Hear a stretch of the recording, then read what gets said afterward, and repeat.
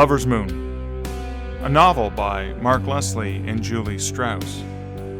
Read by the authors.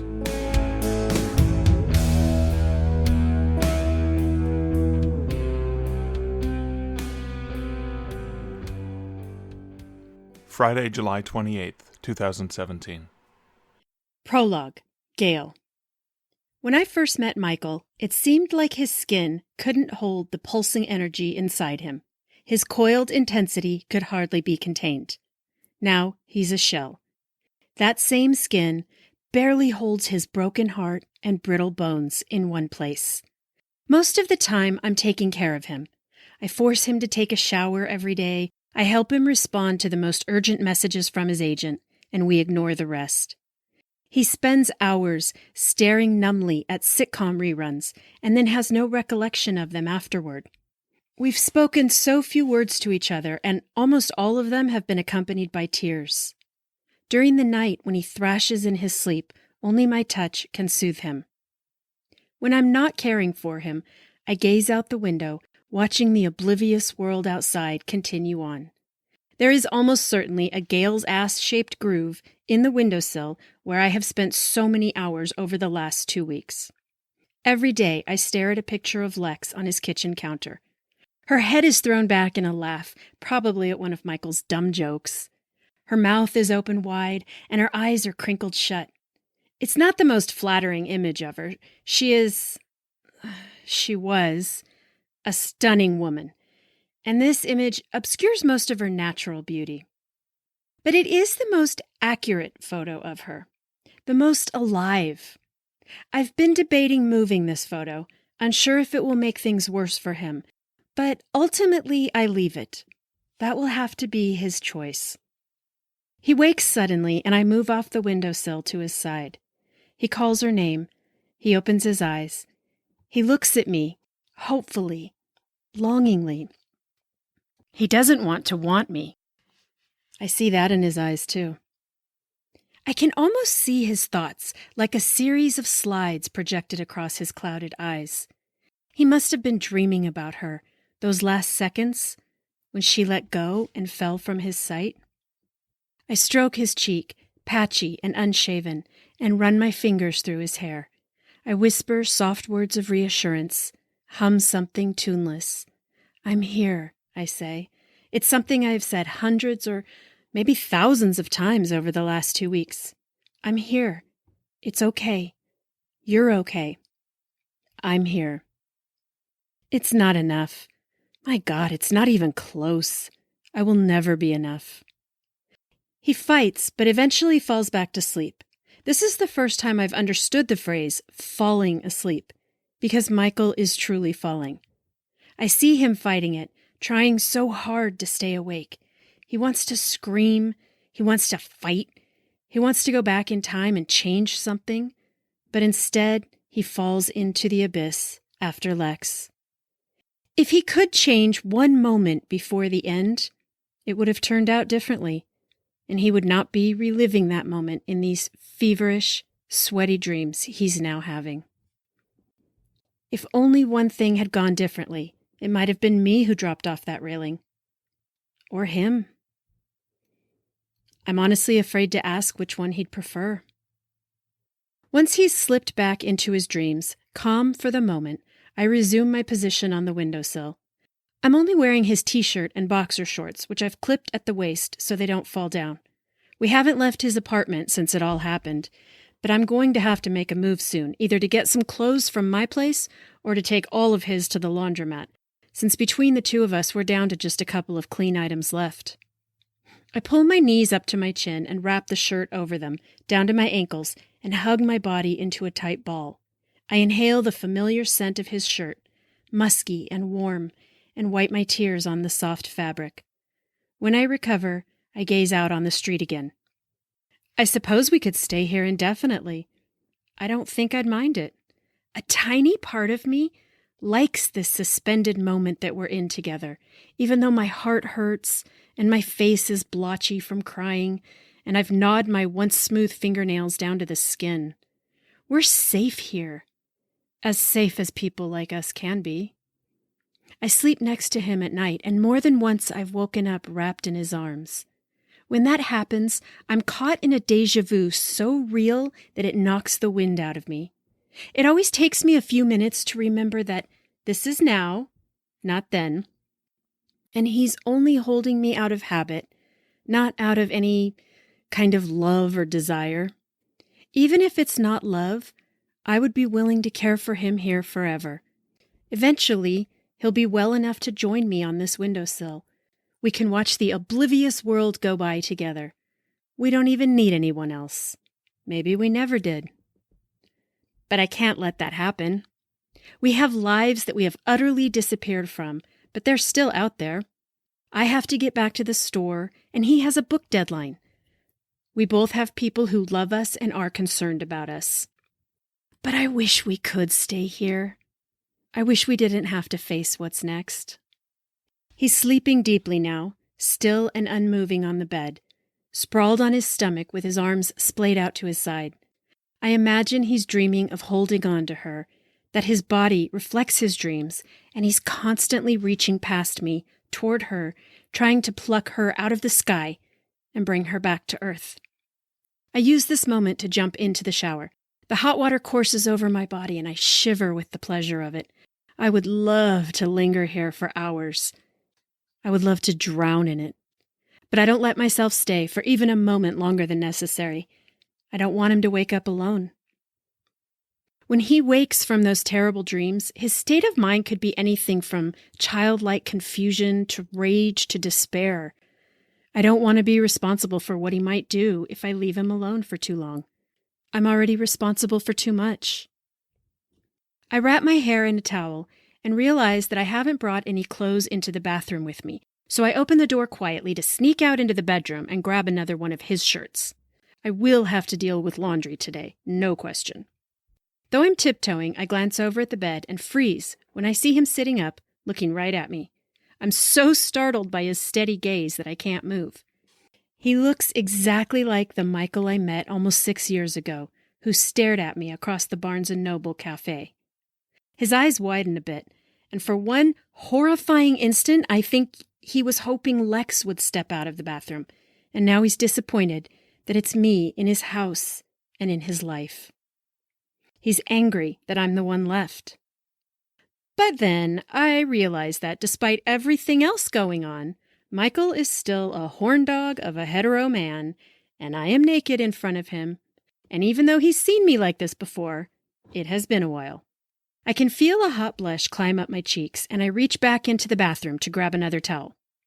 "You're awake," I say, keeping my voice cheerful, as though he just dozed off for a quick catnap instead of a 2-week bender. "I'm awake," he repeats. I take a deep breath, keep my face neutral, and walk toward the bed, tucking the towel around my body, like this is a perfectly normal conversation. "How are you feeling? Do you want some lunch? Or no, I guess it's time for dinner? I could get you some..." I drift off. He's examining me carefully, and for the first time in what feels like years, I can see my Michael again. His dark brown eyes are clear. The urge to reach out and touch his face is so strong that I twist my hands in the towel just to keep them occupied. I'm no longer sure of my place here. "What day is it?" he asks. I take a deep breath. "Friday," he murmurs. I can see him trying to piece it all together. "The same..." he begins, but then he corrects himself. He knows it can't be the same Friday. He knows, but he doesn't want to say it out loud. "It's the 28th, 2 weeks. I watch the understanding dawn on him. He starts, but then he stops, swallows. "You've been here the whole time?" I nod. "You stayed with me." It's a statement, not a question. We look at each other, and for a moment, I think he might ask me to leave. "You cry in your sleep," he says quietly. Now I understand why I wake up in his arms. He's also been taking care of me. I didn't think I had any more tears left inside my body, but they appear again. I look down and wipe them away with my fingertips. "I miss her," I finally say. "Me too." We're silent a moment longer. I've always been able to read Michael. but he's lost to me now. Maybe Lex will be a ghost between us forever, shimmering in the air, making it impossible for me to see him as clearly as I once did. Maybe the same is true for Michael. We'll spend the rest of our lives trying to reach each other and never connecting because she'll always be there. Maybe that's what we deserve. As soon as I have this thought, he reaches his hand out and takes mine. We sit that way, our arms stretched out across the bed, and then he smiles at me. I laugh at the awkward position and then scoot over to the headboard so I can sit next to him. I have to drop his hand to clasp the towel to my chest, and when I sit back, I wish I had the nerve to touch him again. That's another change I suppose I'll have to get used to. Before this moment, I've never been afraid to touch Michael. Michael is mine. He's always been mine. Even Lex knew that. Why can't I touch him? I pull the towel off my head and let my damp hair down onto my bare shoulders. I see him watching me, but I try to act like this is a very normal day. Two people, broken beyond recognition, who used to know each other inside and out, who can now barely fit 2 sentences together, sitting on a bed in an apartment they haven't left in 2 weeks. Oh, and one of them is naked. It's fine. Thank you, He finally says. For what? He laughs. It's just a short, almost barking noise, but it is the sweetest sound I have ever heard. We're almost Michael and Gail again, cocooned in our own world, laughing at our stupid private jokes. But then he grows serious. for all of it, He nods to the bedroom door, beyond which we can see the neat kitchen. for taking care of me. I would never leave you alone, Michael. You know that. Are you okay? He asks, and I swallow hard past the lump suddenly blocking my throat. I have no idea which answer to give him. I miss her too. I've lost a friend. I'm sorry she was the one to die and not me. You are hurting, and so I am hurting.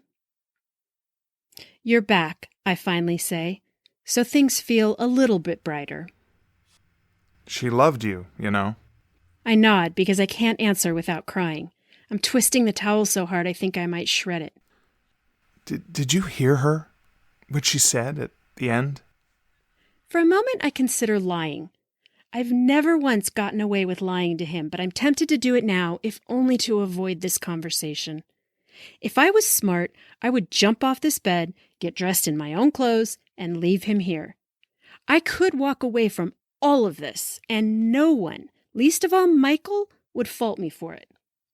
But I've never been able to walk away from him, and he has always spotted my lies. So I nod again. I see it deep in your eyes when you look at each other. She had known all along. I finally look up at him and see that his eyes are also brimming with tears. I curl into him and rest my cheek on his shoulder. His arms come around my body, and we are Michael and Gail again. Part of me can't believe that our bodies still fit together like this.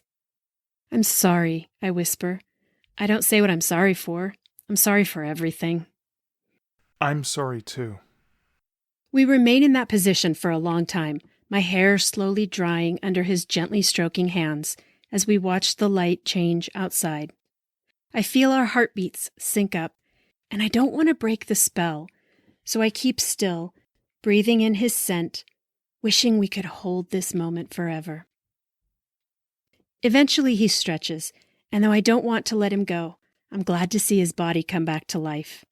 I start to pull away from him, but the towel stays hooked under his arm, and I am naked in front of him again. Suddenly, he doesn't look confused anymore. I quickly reach for the towel, but Michael's hand stops mine. Gail, He says. My breath catches in my throat. It's been so long since he's said my name like that. I want him to say it again in exactly that way that he has. Low and in the back of his throat, almost like a growl. My bare skin is covered in goosebumps, but I don't move for the towel. I just look at him. He runs his hand up my arm so slowly I could scream, but I don't let my eyes drop from his. He reaches my face, strokes his thumb over my lips, and then caresses the back of my neck with his hand.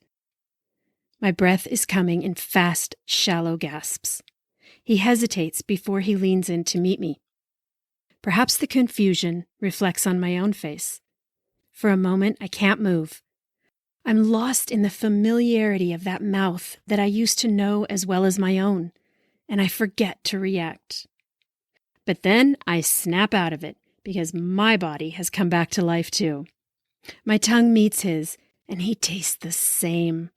My need for him overcomes everything, and all at once I forget that I have spent the last 2 weeks tending to him like an invalid, that we're both grieving, that the world as we know has changed.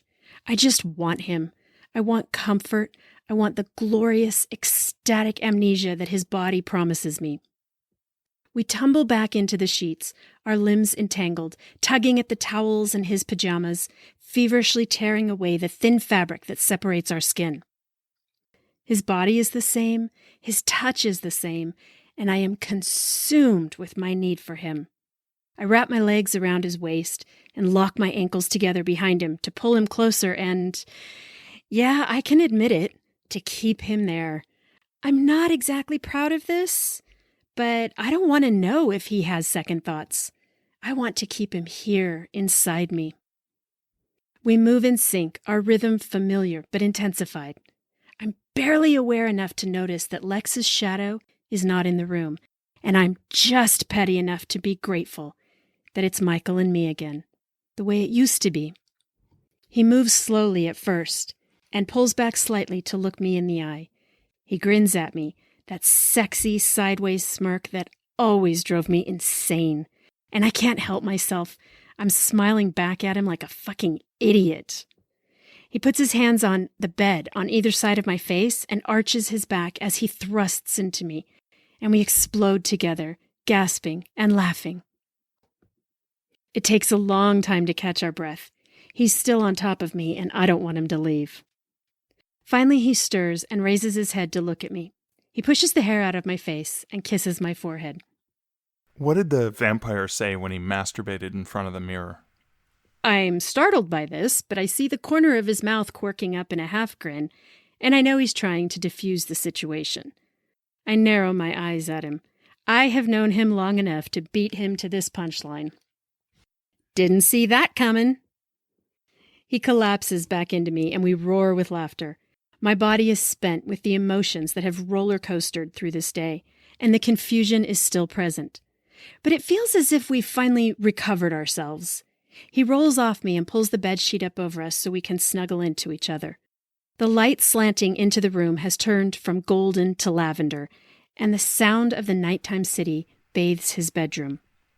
All this time since we've been apart, however long it's been. 5 years, 8 months, 13 days, I say promptly. He looks at me with some surprise, and I laugh again. Or something like that. I haven't really thought about it. He grins and continues. All that time, I tried to tell myself that our relationship wasn't that great. Okay, first of all, how dare you? No, you were great. I knew that. I just told myself we weren't that great. We were just normal amounts of great. But I was fooling myself. I never found anything like this again. I don't want to break the spell, but I have to. We have to be done with secrets. You fell in love again, though, didn't you? He nods and smiles, and it's the saddest smile I've ever seen on his face. I want to kiss it away, to keep him from answering, but we have to face it. This time, Michael and I will go forward without blinders. I need his answer, and I need the truth. His nod morphs into a slow shake of the head. His eyes never leave mine. Lex wasn't you. I know this feeling all too well, and my heart aches for the people Michael and I have hurt on our way back to each other. Do you ever think about when we met? I ask him. Of course. Do you? All the time. What do you remember? No way. I am not falling for that trap. I'm going to say I remember that green blouse you were wearing, and then I'm in trouble because it was a blue blouse, and suddenly I'm the asshole. It wasn't blue or green, I say with mock indignation. He leans over and kisses me deeply, and for a moment I forget my name. When he finally pulls away, he dances his finger across the cleft at the base of my throat. You had a studded necklace on. he says, and his finger sizzles along my neck and down my chest. And a lacy shirt with a collar unbuttoned down to here. His finger stops below my breasts, almost to my navel, and I know he's wrong. I wouldn't have worn a shirt that low cut for a business meeting with a stranger. But for once, I don't argue with him. I want him to keep touching me. His hands run down my flank, and he cups my ass. You wore black leather pants and a black leather jacket over that crazy shirt. I remember thinking how badly I wanted to peel those clothes off you very slowly. I am shivering with pleasure at this point and can barely catch my breath. But his hands and his nuzzling have stopped, and he's looking into my eyes again. Do you remember what I was wearing? I look at the ceiling and frown.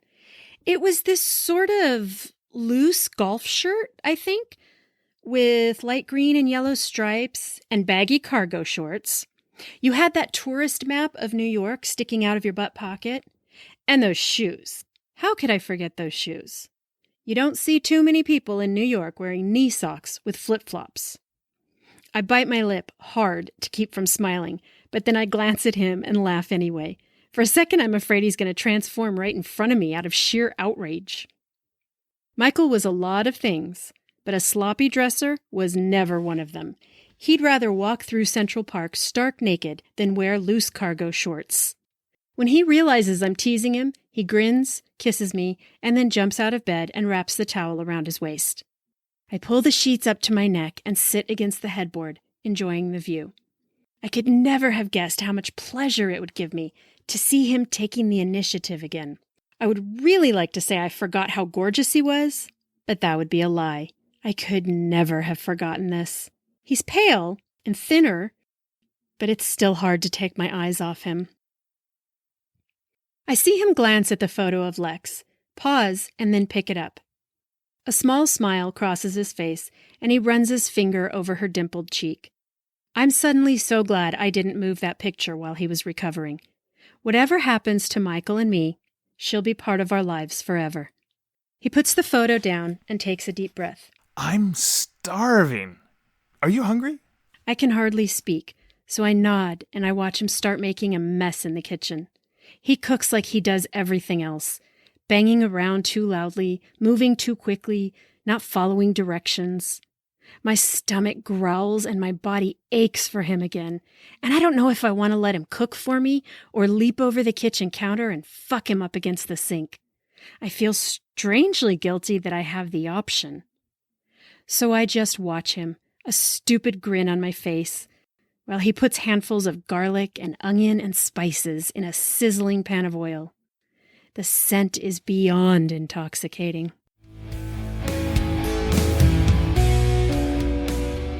You've been listening to Lover's Moon, a paranormal romantic comedy by Mark Leslie and Julie Strauss. Read by the authors. Lover's Moon is book 5 in the Canadian Werewolf series, published by Stark Publishing and available in print, ebook, and audiobook. The music used in this production, Waltz Primordial by Kevin MacLeod featuring Alexander Nakarada, was licensed via Incomptech.com and is copyrighted by Kevin MacLeod.